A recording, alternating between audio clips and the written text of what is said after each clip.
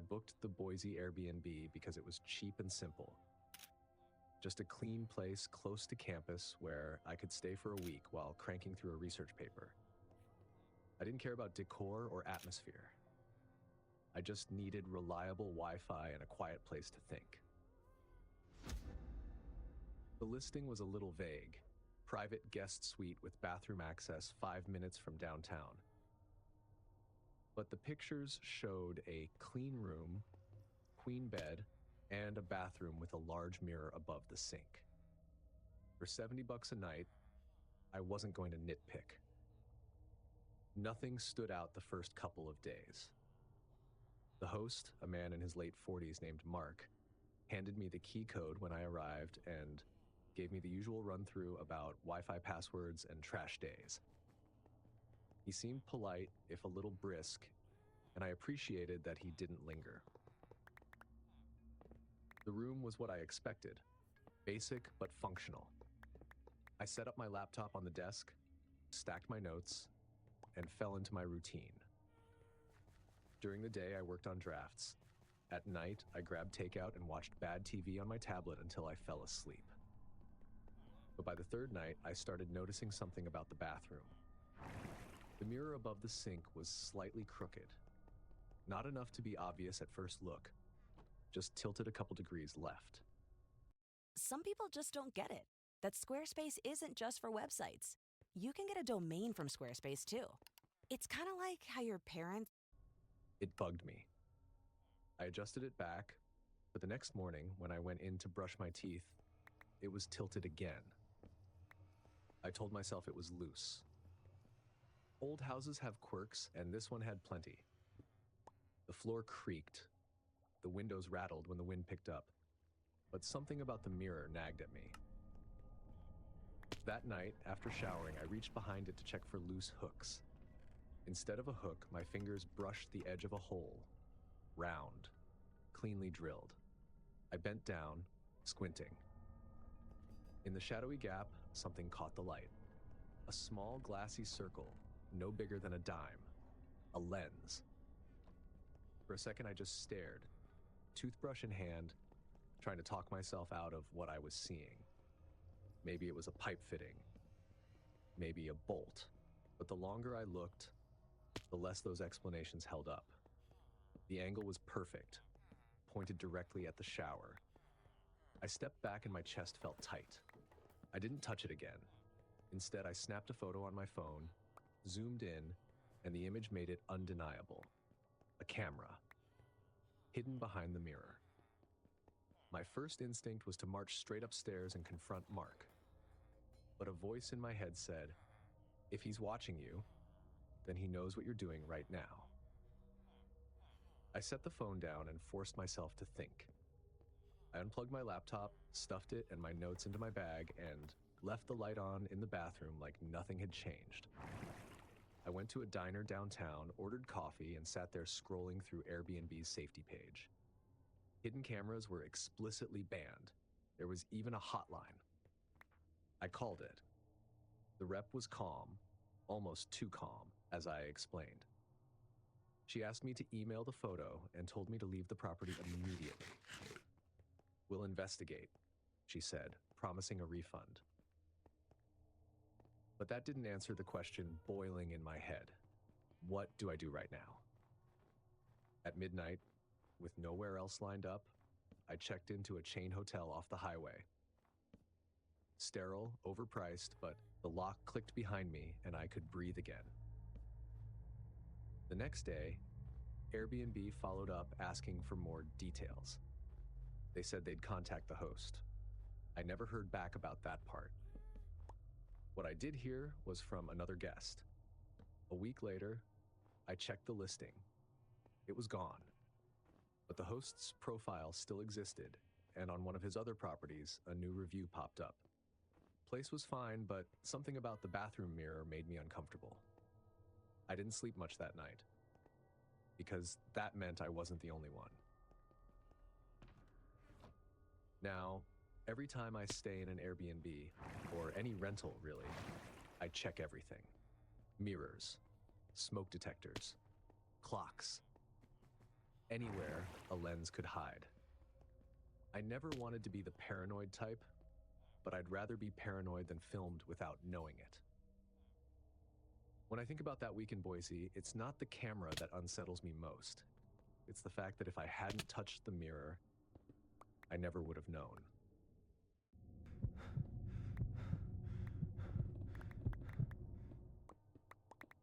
I'd been doing travel nurse assignments for a few years by then, and I'd gotten used to bouncing from city to city. Hotels were fine for short contracts, but when it stretched beyond a week or two, I preferred Airbnb. More space, a kitchen, and usually quieter than dealing with hotel guests slamming doors at 2 in the morning. This assignment was in Fresno, California, May of last year. The hospital set me up with a decent stipend, so I booked a single-story house in a quiet suburban neighborhood. Pretty basic place. Stucco walls, a gravel yard out front, and a lemon tree out back. It was exactly the kind of place you don't think about after you leave, which was fine by me. I was on autopilot for the first few days. I worked 12-hour shifts, came home, reheated leftovers, and slept like a rock. The neighborhood was quiet enough that the loudest thing I ever heard was a sprinkler or some dog barking way down the street. Then on my third night, just after 7 in the evening, there was a knock at the door. I wasn't expecting anyone. No deliveries, no check-ins. When I opened the blinds, I saw a man standing on the porch in a polo shirt with an Airbnb logo stitched on the chest. He had a lanyard badge that looked official and a clipboard tucked under his arm. Mid-30s maybe, average build, shaved head. When I cracked the door, he smiled like he'd been waiting for me. "Evening," he said. "Airbnb maintenance. Just need to run a quick smoke detector check. Company policy." It didn't sound right. I'd rented plenty of Airbnbs before and never once had anyone show up mid-stay for something like that. Usually, if there was an issue, it came through the app, never with someone at the door. But he had the shirt, the badge, the clipboard, and the way he said it, calm, like this was routine, made it hard to immediately shut him down without feeling like I'd look paranoid. I asked, "Got paperwork or something from the host?" He tapped the badge hanging around his neck. It had a QR code, a logo, his picture, and a first name, Aaron. It looked legit enough from where I was standing. "Shouldn't take more than 10 minutes, he added, already looking past me into the house like he expected me to let him in. Against my better judgment, I opened the door. He stepped inside, looked around, and immediately started scribbling something on his clipboard. "You're here solo?" he asked, casually. "Yep," I said, keeping my tone flat. He nodded like he already knew the answer. He didn't go straight to the smoke detectors. Instead, he lingered in the hallway, poking his head into each room. He'd tilt his chin up toward the ceiling as if checking, but his eyes were more on the furniture, the closets, the layout. "Good place," he said. "Quiet. Do you usually work nights or days?" The question stuck out like a burr. It had nothing to do with smoke detectors. I shrugged it off and said, "Both." When we got to the kitchen, he paused near the sliding back door. He tugged the handle, nodded, then jotted something down. "Old locks," he muttered, mostly to himself. "Could use upgrading." He didn't actually look up at the smoke detector in that room. By the time he left, I was uneasy. 10 minutes had stretched into 20, and I started feeling like this inspection had nothing to do with safety at all. He hadn't tested a single alarm. Not once did he press the test button or shine a flashlight. That night, I double-checked the doors. Everything seemed fine. I chalked it up to me being overly cautious and tried to sleep. Around 1 in the morning, I woke up to the faint sound of metal rattling. Not loud, more like a cautious jiggle. I slipped out of bed, moved toward the kitchen, and saw it. The back door handle turning ever so slightly. The deadbolt was still set, but the knob lock wasn't. I knew for a fact I had locked it. Someone had unlocked it earlier. The only time it could have happened was when Aaron stood there with his clipboard, pretending to check the door. I grabbed my phone and called the police, whispered the details, gave them the address. While I was on the call, the jiggling stopped. By the time a patrol car rolled up 10 minutes later, the backyard was empty. 2 officers checked the perimeter. No footprints they could make out in the gravel. No sign of forced entry. Just me, rattled, standing barefoot in the kitchen. I told them about Aaron, the polo, the badge. They shook their heads. Airbnb doesn't send people out like that, one of them said. If there's ever an issue, it's handled by the host. I pulled up the app and messaged the host right then. She wrote back quickly, saying she hadn't sent anyone and had no idea what I was talking about. She seemed alarmed, promised to call Airbnb support. The officers filed a report, told me to keep the deadbolt locked, and recommended sticking to hotels in the future. The rest of that night, I couldn't sleep. I dragged a chair under the front doorknob, shoved a stool against the sliding door, and sat up with the lights on until sunrise. The next day, I cut the stay short, packed my bags, checked into a chain hotel closer to the hospital, and ate the cost of the unused nights. Airbnb support eventually reached out, but the conversation was frustrating. They apologized, refunded me, but insisted they couldn't verify the man I described had anything to do with their platform. It was a dead end. A couple of days later, scrolling through a Fresno neighborhood Facebook group, I saw a post that made my skin crawl. A woman wrote about a man coming to her short-term rental, claiming to be maintenance, asking odd questions about whether she was staying alone. Her description matched mine down to the shaved head and clipboard. The comments were full of speculation. Some said scammer, some said burglar, others suggested something worse. I didn't chime in. What would I add? That I'd already met him, and I'd already learned that a deadbolt only protects you if the person hasn't already had a chance to unlock everything else. Now, whenever I travel for work, I carry a small rubber door wedge in my bag. Costs a couple bucks, fits in my pocket, and it's the only thing that makes me feel like I have control over a door someone else installed. I don't care how safe the listing looks, how polite the host seems, or how quiet the neighborhood feels. If a stranger in a polo ever shows up with a clipboard again, I won't be asking for a badge. I'll be shutting the door. Locks only work if you're the one holding the key.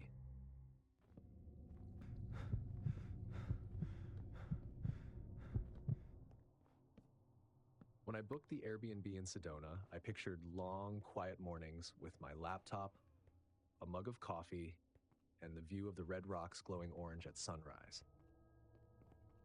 I'd been working remotely for over a year, and April felt like the perfect time to try a working vacation, somewhere quiet, inspiring, and warm. The listing looked ideal. A one-bedroom casita attached to a larger house, private entrance, fast Wi-Fi, and a little patio facing desert scrub. The host, Eric, had dozens of glowing reviews calling him helpful and welcoming. After 2 years of traveling and staying in Airbnbs on and off, I figured I knew what to expect. The first day, he seemed exactly as advertised. Eric was mid-40s, tan, talkative, He met me in the driveway, helped roll my suitcase inside, and gave me a basket of fruit. Grapefruits, oranges, even a jar of local honey. He pointed out the best grocery store, recommended a few hikes, and left me with a cheerful, "I like to check in every so often to make sure guests are comfortable." I thought nothing of it. Some hosts are more social, and Sedona felt safe. The first odd moment came on day 2. Around noon, while I was mid-Zoom call, there was a knock. Eric stood there holding a set of towels. "Thought you might want some fresh ones," he said. I'd barely touched the ones already hanging, but I thanked him. He lingered in the doorway, asking about my work, about my dog, who wasn't even traveling with me. After 5 minutes, I had to say, I should get back to my meeting. Day 3, he stopped by again, this time just to check the water pressure. He let himself into the bathroom while I sat on the couch, laptop open, wondering if this was normal here. He came out smiling, said it all looked fine, and left. By the end of the week, it was daily. Once it was banana bread he'd made too much of. Another time, a hummingbird feeder he thought would brighten up the patio. He showed up in the mornings, evenings, sometimes both. Each time cheerful, each time with a reason that sounded plausible if you didn't stack them together. I started feeling watched, like he knew when I'd been sitting outside or when I was cooking. One afternoon, I came back from a short hike and found the blinds angled differently than I'd left them. Another day, my charging cable was draped across the counter instead of coiled by the outlet. Nothing dramatic. Just small things you only notice because you live alone. I told myself I might be misremembering, that I was working too many hours, tired and overthinking. But I couldn't shake the feeling, so I started taking photos before leaving. My laptop's position, the blinds, the items in the fridge. By week 2, the photos confirmed it. A bottle of sparkling water had moved shelves. My toothbrush leaned at a different angle. One morning, my sneakers were shifted closer to the door. I thought about messaging Airbnb, but worried I didn't have enough proof. If he had a spare key, and clearly he did, it would come down to my word against his. And technically, he hadn't stolen anything or damaged anything. He was just there. Too much. Then came the night everything broke. It was April 14th, a Friday. I'd worked late, closed my laptop around midnight, and fallen asleep on the couch with a show humming quietly on my headphones. Around 2 a.m., I woke with a start. Not from a noise, but from a feeling, like a weird pressure in the room. I sat up, pulled the headphones off. The patio door, which I always locked, was open just an inch. The desert air moved the curtain. On the kitchen counter, a dish towel I hadn't used was spread flat, perfectly aligned with the edge. I didn't move for a long time. My phone sat charging on the coffee table, and I reached for it carefully. I dialed Airbnb's emergency line, whispering as I explained. The rep urged me to call 911 right away. The police came quickly. Sedona isn't a big town. They found no forced entry, no broken lock, just the unlocked slider. They walked through the unit, shined flashlights into corners, asked me to check if anything was missing. Nothing was gone, just rearranged. One officer asked if I knew the host well. I told him about the daily visits, the towel set, the banana bread. His voice got firmer. You should leave tonight. I packed in under 20 minutes. Essentials first: laptop, charger, toiletries. Clothes stuffed into my suitcase with none of the careful folding I'd done the first day. I checked into a chain hotel off the highway at 3 a.m., double-locked the door, and slept with the lights on. The next morning, Eric texted, "Sorry, I must have left the patio unlatched when I dropped off a towel last night. My mistake." I never responded. Airbnb refunded the unused nights after I explained, though I noticed they didn't remove the listing. Weeks later, curious, I looked it up again. Same property, same photos, same glowing reviews. Except buried halfway down was one that made my stomach flip. Beautiful casita, great view. Host very attentive, stop by every day to check on things. A little too much for us, but otherwise fine. That word. Attentive. Now, no matter where I stay, I wedge a chair under the door at night. I take photos when I leave a room. I don't care if it feels paranoid. Because I learned something in Sedona. Safety isn't about locks or listings. It's about trust. And once it's broken, you can't unsee the signs.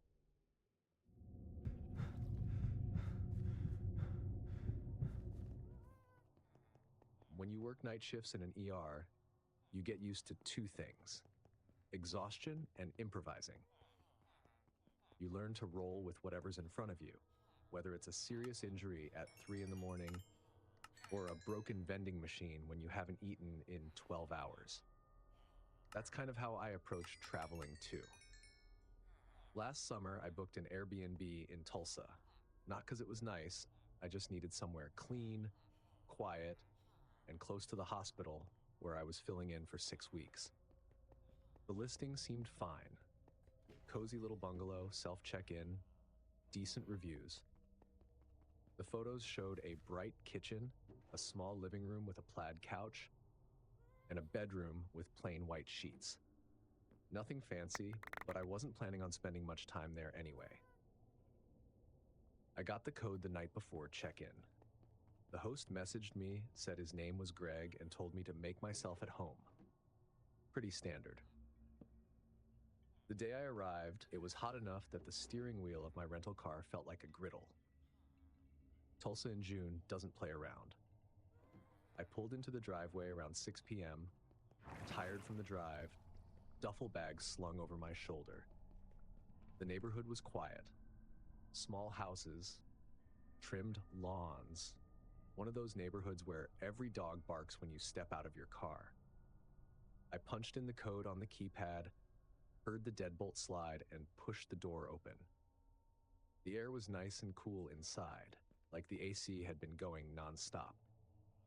I stepped into the kitchen, dropped my bag on the counter, and froze. He was right there, a man, standing in the kitchen. He had a glass of water in his hand like he belonged there. Jeans, faded t-shirt, hair buzzed short, mid-40s, maybe. "Hey," he said, casual as anything, "you must be the guest." I didn't answer right away. I just looked at him, then at the glass in his hand, then back at the door I just unlocked with the host's code. Yeah, I said finally, "and you are?"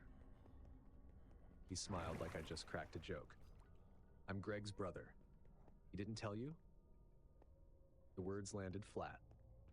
My phone was still in my hand from unlocking the door. I pulled up the Airbnb app and checked the messages. No mention of a brother. No mention of anyone else. Just the code and a welcome. Make yourself at home. "I don't think so," I said carefully. He nodded, took a sip of water. "Yeah, sometimes he forgets stuff. I just stopped by to check on things. Make sure the place is good for guests." That might have sounded believable if he hadn't been standing there already inside. Like he hadn't needed me to unlock the door. I set my bag down, but didn't take my eyes off him. ER training teaches you to clock details under stress. Left-handed grip on the glass, no visible weapon, distance to the front door, maybe 12 feet. "You here to stay?" I asked.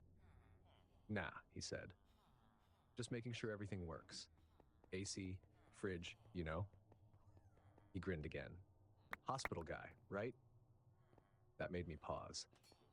My profile says nothing about my job. Airbnb doesn't show that. I hadn't told Greg what I do. "Where'd you hear that?" I asked. He shrugged. Greg mentioned it. Said you do long shifts. Said you'd like quiet. That was enough. I'll check with Greg, I said. I stepped back outside and let the door click shut. From the driveway, I texted the host. There's a man in the house. Says he's your brother. What's going on? 3 dots blinked, then disappeared, then nothing. I sat in the car with the engine running, watching the kitchen window. After about 2 minutes, the man inside walked into the living room, looked out, and pulled the curtain halfway closed. I called Airbnb support. The rep sounded more bored than alarmed until I used the phrase, unauthorized person in the rental. Then she got serious. She told me to leave the property immediately and promised to escalate the case. She said they'd contact the host. 15 minutes later, Greg finally texted back. Oh, that's just my brother Steve. He helps me with the place. Don't worry about it. I wrote, your listing says nothing about other people. I didn't agree to share the space. No answer. I drove to a motel that night. Cheap, loud AC, scratchy sheets, but at least nobody else had the key. The next morning, I checked the listing again. Still active. Still advertising private guest suite. Still no mention of Steve. Out of stubbornness, or maybe just stupidity, I drove back to the house in daylight. The front blinds were open. My bag was gone from where I dropped it. I knocked. No answer. Knocked again, harder. Finally, the door cracked open. It was him, Steve. Same faded t-shirt, same too friendly smile. Hey man, he said. You left quick last night? Thought you'd be back. My bag, I said. He held it up like he'd been expecting the request. Safe and sound. He passed it through the crack in the door. Then, almost as an afterthought, you should relax, man. We're just making sure everything's okay. We? I asked. He didn't answer. Just gave that same grin and closed the door. I stood on the porch for a full 30 seconds, bag in hand, trying to make sense of it. Then I left. I reported everything to Airbnb again. Sent them screenshots, the text exchange, even described Steve. They refunded my stay and pulled the listing. But that didn't erase the image of walking into a place I'd been told was mine for the week, and finding someone already inside, drinking water like he owned it. Now, every time I book an Airbnb, I look for reviews that mention privacy or host interactions. And every time I walk into a new place, there's a second of hesitation at the threshold. A thought I can't quite shake. What if someone's already in there?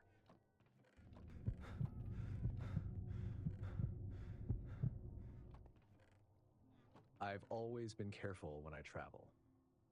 I triple-check reviews, stick to verified listings, and never book the cheapest option. My friends tease me about it, but when you're a 22-year-old woman traveling alone, you learn quickly that being cautious is just survival. In March of last year, I took a solo trip to Eureka Springs, Arkansas.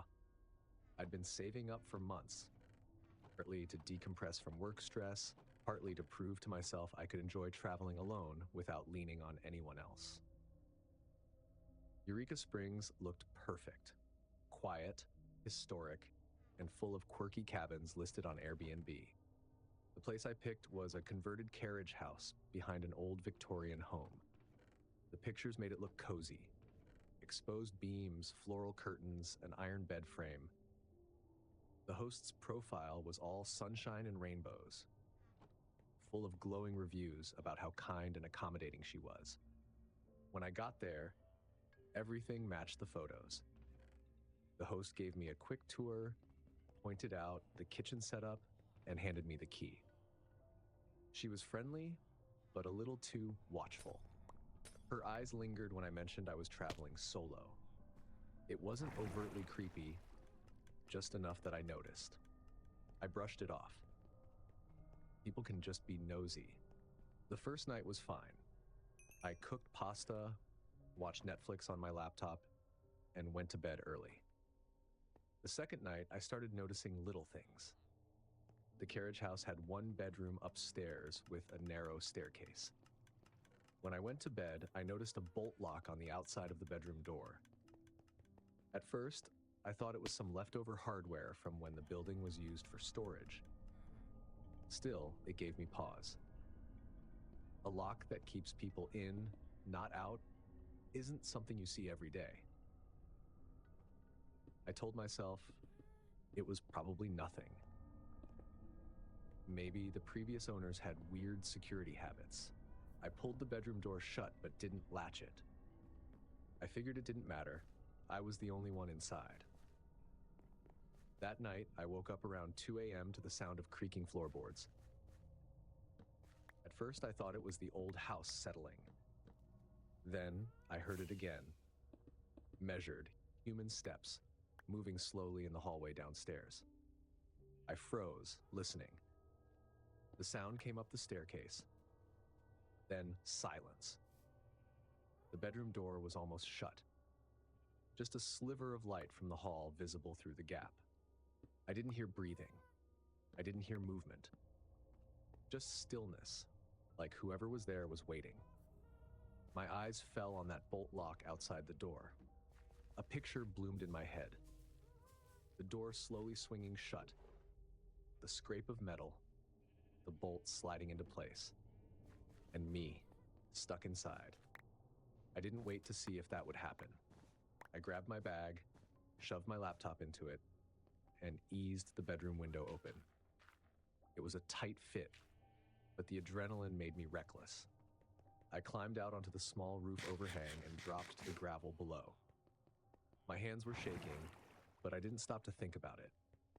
I jogged across the yard around to the front and out to the street. I didn't even look back at the house. At a gas station a mile down the road, I called a rideshare to take me to a hotel. While I waited, I texted the host. Emergency came up. Had to leave early. Will message about checkout later. No explanation. No details. She didn't respond. The next morning in the hotel lobby, I pulled up the Airbnb app and requested to cut the stay short. The host wrote back a short message. Sorry to hear that. Hope everything's okay. Nothing else. I left a private review for Airbnb support, detailing exactly what I'd experienced. The lock, the footsteps, the sense someone had been outside my room. They refunded the remaining nights. I never figured out what would have happened if I'd stayed. Maybe nothing. Maybe it was just creaky floorboards and me freaking myself out. But every time I replay that night, I see the bolt lock, the way the footsteps paused outside the door, and the silence that followed. Now, I don't even unpack until I've made sure every door and window's good to go. If I see a lock where it doesn't belong, on the wrong side of the door, I leave. No questions, no explanations. Because a lock like that isn't an accident. And once it slides shut, you don't get to choose when it opens again. If you also thought the worst part wasn't the host knocking, it was realizing they'd already been inside, smash that like button, hit subscribe so you never miss the next scare, and share in the comments what you always check before settling in. And if you thought the scariest part of a gas station was overpriced snacks, you're about to learn different.